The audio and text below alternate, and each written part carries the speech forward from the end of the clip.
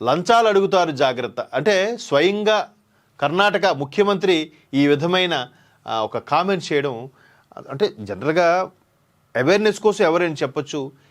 దీని మీద లంచాలు ఎవరైనా అడిగితే వాడిని వెంటనే సస్పెండ్ చేయండి, వాడి మీద ఎంక్వైరీ కమిషన్ వేయండి, ఎవరైనా అడిగితే నాకు టోల్ ఫ్రీ నెంబర్ ఇస్తున్నా దానికి ఫోన్ చేయండి అని చెప్పాలి. కానీ తిరిగి ఈయన ఏమనిపిస్తున్నాడంటే కాంగ్రెస్ పాలిత కర్ణాటకలో ప్రభుత్వ పాలన ఎంత అధ్వానంగా ఉందో సాక్షాత్తు రాష్ట్ర సీఎం సిద్ధరామయ్య మాటలే చెబుతున్నాయి. రాష్ట్ర ప్రభుత్వంలో అవినీతి నెట్వర్క్ నెలకొందనే విషయాన్ని ఆయన స్వయంగా అంగీకరించారు. అవినీతి నెట్వర్క్ అంట, ఏదో ఏ నెట్వర్కో క్వాంటమ్ నెట్వర్కో లాగా. ఓకే, కర్ణాటకలో అవినీతి నెట్వర్క్ బదిలీ రాజ్ సీఎం సిద్ధరామయ్య. కాంగ్రెస్ పాలిత కర్ణాటక ప్రభుత్వ పాలన ఎంత అధ్వానంగా ఉందో సాక్షాత్తు ఆ రాష్ట్ర ముఖ్యమంత్రి చెబుతున్నారు. రాష్ట్ర ప్రభుత్వం అవినీతి నెట్వర్క్ నెలకొందనే విషయాన్ని స్వయంగా అంగీకరించారు. ప్రభుత్వ ఉద్యోగుల బదిలీలో ఉన్నతాధికారులే అవినీతికి పాల్పడుతున్నారంటూ వాపోయారు. పలానా బోర్డర్ దగ్గర ఈ ఉద్యోగం వేస్తే దీనికి ఎంత, లేదో సెక్రటేరియట్లో ఆ జాబ్ వస్తే ఎంత, లేదంటే ముఖ్యమంత్రి పేషీలోకి వెళ్తే ఇంత అని ఆ శాఖాపరమైన ఉన్నతాధికారులు డైరెక్ట్గా డిమాండ్ చేస్తున్నారట. అది ముఖ్యమంత్రి స్థాయికి వెళ్ళినా దాని మీద ఎంక్వైరీ చేసి వాడిని పట్టుకొని శిక్షించాల్సింది లేదా సస్పెండ్ చేయాల్సింది పోయి ఈయనే వాపోతున్నాడంటే ఈయన ముఖ్యమంత్రా లేదంటే వార్డు మెంబరా లేదా ఒక సాధారణ పంచాయతీ ప్రెసిడెంటా? చూడండి క్లియర్గా. అంటే ఇక్కడ దీన్ని కూడా ఎలా సమర్థించుకుంటున్నారంటే ముఖ్యమంత్రి గారు కూడా ఒప్పుకున్నారు. దీన్ని ఒప్పుకోవడం కాదయ్యా, నిన్ను నమ్మి ప్రజలు ఓటుకు ఓటేశారు, ఇవన్నీ చెక్ పెట్టాలనే కదా. ఎంత ఓపెన్గా మాట్లాడుతుంటే ఇంకేం మాట్లాడుకుంటాం. అలాగే ఆరోగ్య శాఖ ఏర్పాటు చేసిన ఒక కార్యక్రమంలో మాట్లాడుతూ ముఖ్యమంత్రి సిద్ధరామయ్య సంచలన వ్యాఖ్యలు చేశారు.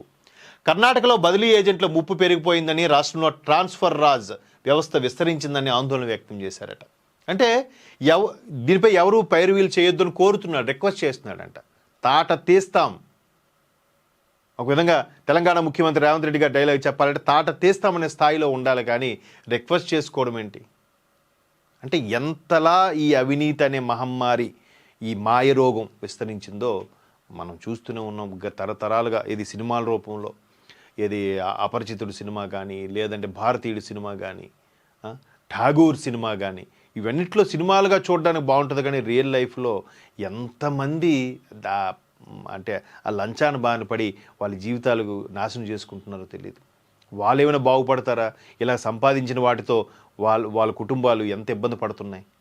మొన్న ఎవడో ఒక అవినీతి చేపను పట్టుకుంటే ఇంట్లోనే 200 ఎకరాల పొలం తాలూకు డాక్యుమెంట్స్, 150 తులాల బంగారము, ఒక దగ్గర 32 కోట్ల క్యాష్ దొరికిందట మన హైదరాబాద్లోనే.